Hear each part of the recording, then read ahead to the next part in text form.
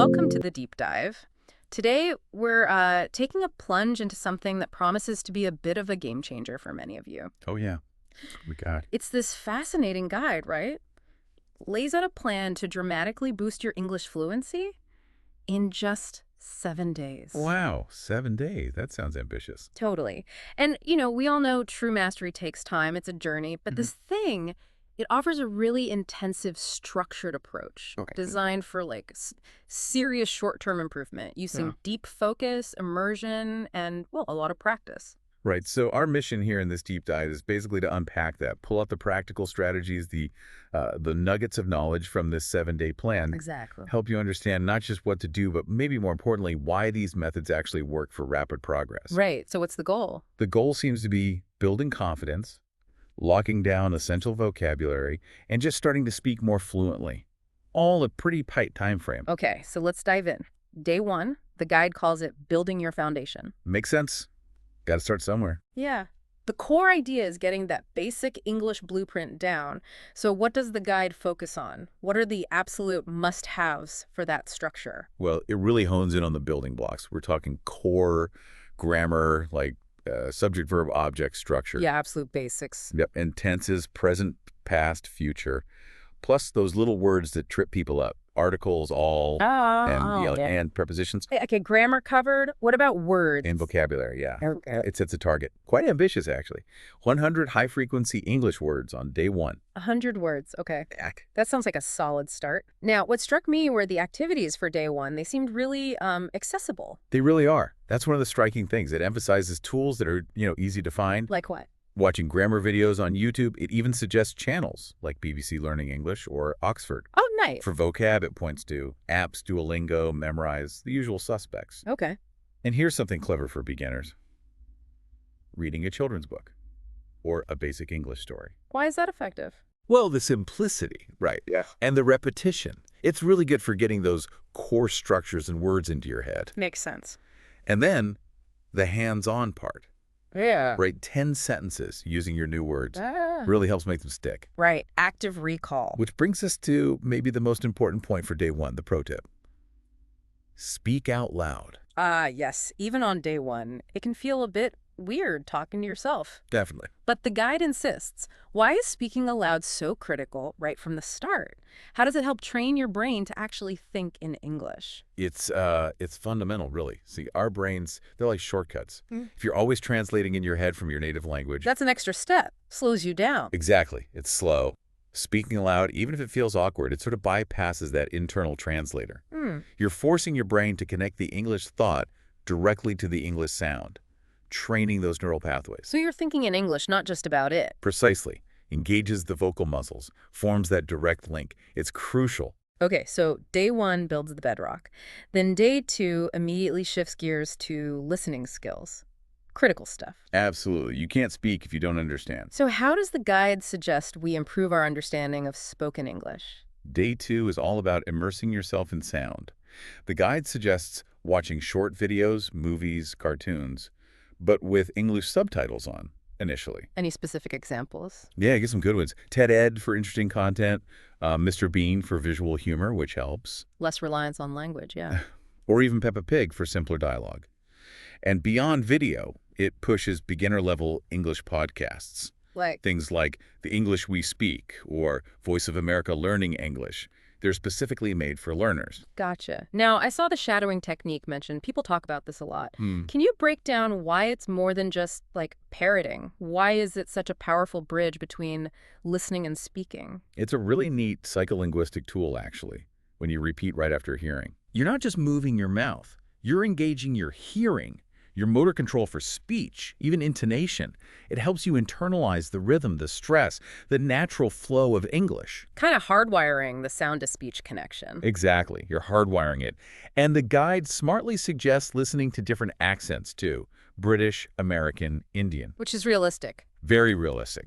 And that pro tip, replay one 3-minute video 3 to 5 times and repeat phrases aloud. That's pure drilling, embedding those specific sounds and rhythms, really effective. Okay, makes sense. So by day 3, we're moving into mastering speaking basics. This is often where people freeze up. The fear barrier. Yep. How does the guide suggest we actually start gaining confidence in expressing simple ideas? The activities are super practical, designed to lower that fear. It suggests recording yourself answering basic questions. Like what? Simple stuff. What is your name? What do you do every day? Things you know. Okay. You can practice with AI, like ChatGPT, which is, zero judgment. Or find a language buddy if you're feeling bolder. And fulfill a practice. Speak in front of a mirror. Deliver little 2-minute speeches. Still sounds a bit scary. It does. But it also suggests online speaking groups. Hello Talk, Candom, places to connect with other learners or native speakers. Right, the social aspect. Now, speaking in a mirror, doing speeches, that still feels daunting for many. It absolutely can be. Did the guide offer ways to push past that awkwardness? Or specific topics, maybe? Yes, definitely. It stresses that, hey, every fluent speaker started right here. You got to embrace the messy part. The stumbles are learning. Exactly. Like learning to ride a bike, you wobble, maybe fall, but you're making progress. So it gives concrete, low-pressure topics. Describe your room, your favorite food, your daily routine, familiar stuff. Easier starting points. Much easier. And the key message is, just start speaking. Even if it's imperfect, even to yourself or an AI. That immediate feedback, correcting yourself. That's gold for building early confidence. Makes speaking feel more natural over time. So perfection is the enemy here. Totally. It's about progress, not perfection on day 3. All right, day 4. Big goal here. Expanding vocabulary with context. Aiming for 200 new words. Whoa, 200. That's a jump. It is.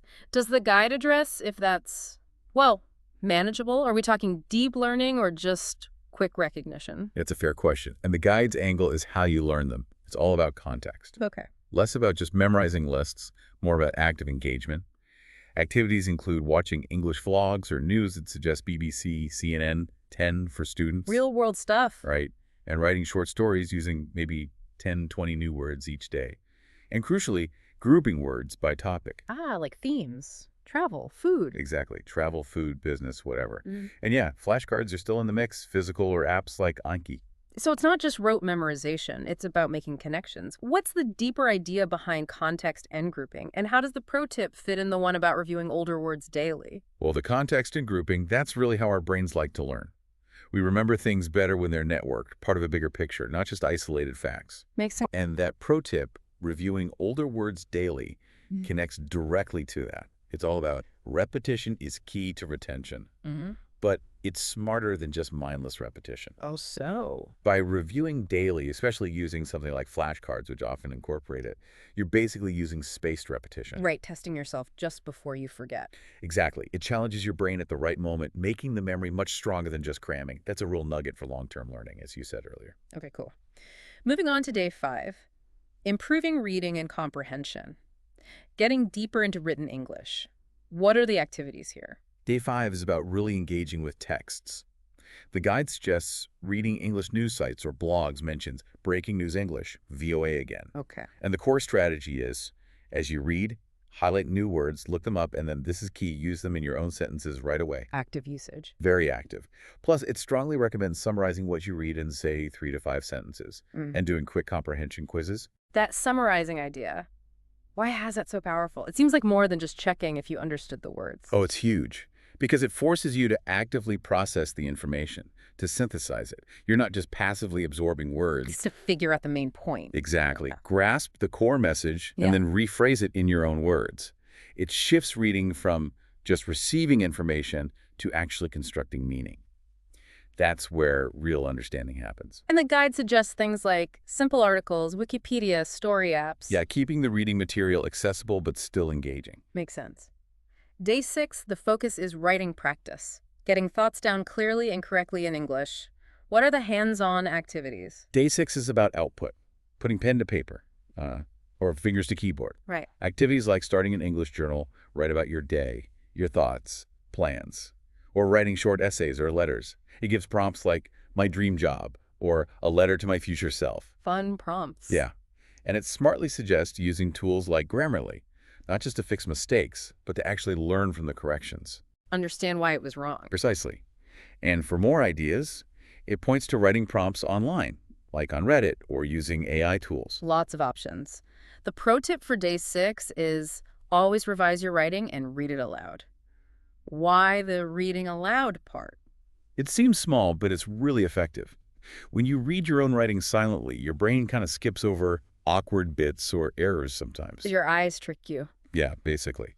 But when you read it aloud, your ears pick up things your eyes miss. Clunky phrasing, weird repetition, maybe missing words. Oh, okay. It makes writing more auditory, more concrete. It's a great self-correction tool, using both your visual and auditory senses. Cool trick. Okay, then we hit the peak. Day 7. Simulating real-life English use. And this sounds intense. The guide suggests spending the entire day using only English. Yeah, this is the grand finale, full immersion. It's designed to basically force you to use everything you've learned over the past 6 days. So what does that look like in practice? It's pretty comprehensive. Talk to a friend or an AI in English, covering multiple topics, watch a movie, but this time without subtitles. Ooh, challenge. Big challenge. And then summarize it afterwards. Write a blog post or a social media post in English. And maybe take a free online English test, like from Cambridge or the EFSSAT, just to see where you stand. Wow, that's a lot for one day. How does doing all that truly solidify the learning, especially in just 1 week total? Well, it forces you into active application mode, right?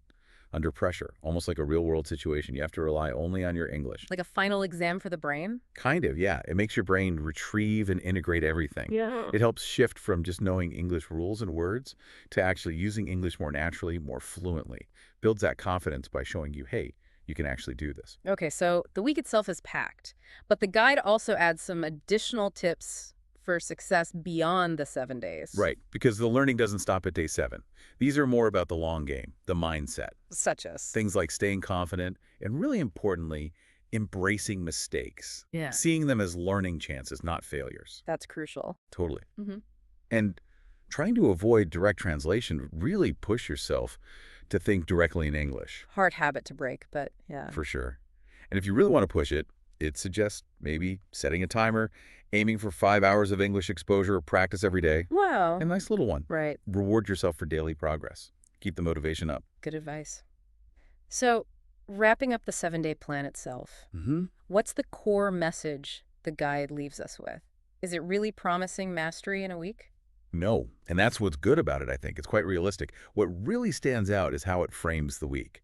Not as, a magic bullet for total fluency, Right. but as a powerful catalyst. It Yeah. makes it clear.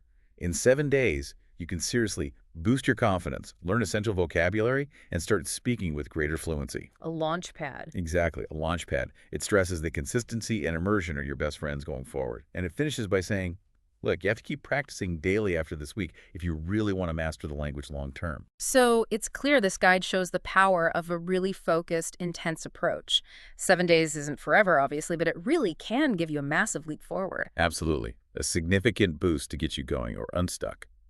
So it leaves us with a final thought, maybe something for you to consider. Okay. Given the structure we've just discussed, the focus goals, the practical steps, the immersion, the consistency, how could applying those same principles, that same intensity, maybe accelerate your learning journey for any other new skill you want to pick up quickly, not just language? That's a really interesting question to ponder. That focused, structured intensity. Could it work for anything? Worth thinking about.